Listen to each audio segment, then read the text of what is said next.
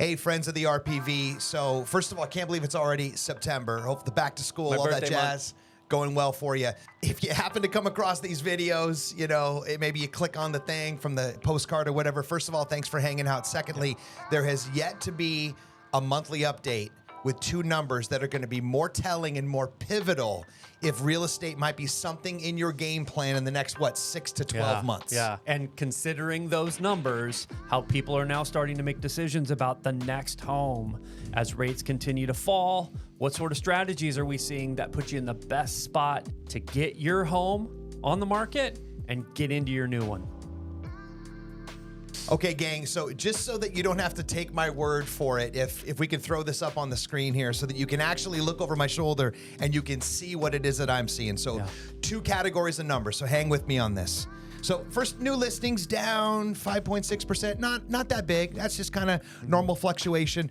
Pending sales down 41.2%. Now, gang, this isn't like juxtaposed from January. This is like, no, this is what should have been happening per last summer's numbers. Yeah, you remember, last summer was terrible for real estate. No one was doing anything when the rate was like 8.25 or whatever. So rates aren't terribly bad right now. Things are kind of coming back around to whatever degree, and we're down 40. So what does that mean? That means that people are not taking out their checkbooks and stroking checks right now, which is speaking to market velocity and inventory with also for absorption rates. Right. So watch that number. And then, you know, closed sales down 11.1. Again, all down though, right? When we're supposed to be having our big breakout month, you know, last big hoorah for the end of summer. But lest you think that that was the update, here's where it's about to get really weird. Watch this. Days on market.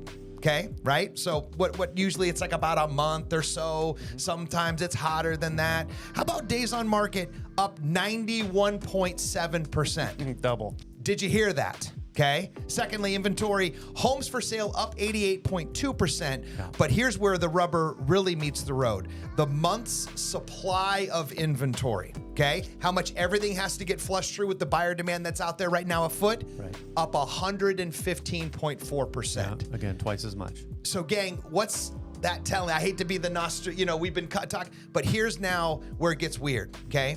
We're about to move into the election year, about to slow down, and our peak months are not only showing decline in people that are out there stroking checks, but also massive uptick in all the competition out there around you. So, lest you think that this is doom and gloom, though, luckily my buddy Jared's gonna bail us all out. Yeah, let's brighten the mood. Yeah. So what's happening right now is we're also, at the same time as these numbers are coming out, we're starting to see rates drop. Yeah. As these rates drop, people who felt handcuffed to their old property because of the great rate they had are now starting to think, okay, not so much of a delta between what I got and what I could get. I might now consider being able to get that next one. Especially in the luxury market, like in the RPV. Because the numbers matter so much, right? And so now we're having to do some strategy.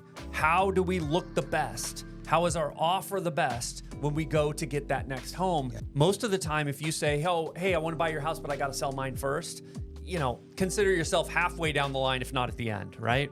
So what we do is we have some strategies where we either get a little bit of equity out of your property ahead of time. So we have some money for a down payment and you can go grab that property without selling first. Or we use another strategy where it's almost like a bridge where we can use the equity in your current home to buy that next home before you ever sell. Move once, less closing costs because you're only doing a couple of transactions, and then you can decide if you want to keep your home as an investment property or maybe you want to sell that one and buy down your new debt. But having those strategies in place ahead of time so you can be out there and grab these new deals that are coming on the market, that's where your success is going to be. And the two words he didn't say are less stress. Less stress. And more control, which is pretty cool. We're actually doing one of those right now. Yeah. And it's working out really well. So here's the deal though, right? So whether you're on either side of that fence, buy side, sell side, I guess if you made it this far in the video, you get the bonus at the end. Now is the time for strategy, man, more than any update we've done before. Because if you can imagine, this is like the eye of the storm, right? All the things that we said were starting to come have now kind of landed, and it's right on the foreground of the next takeoff if these rates keep on coming down, which is exactly where you belong. So just so happens to know you got a couple guys might be able to help you out with that. So hopefully we'll be able to talk with you soon. RPV.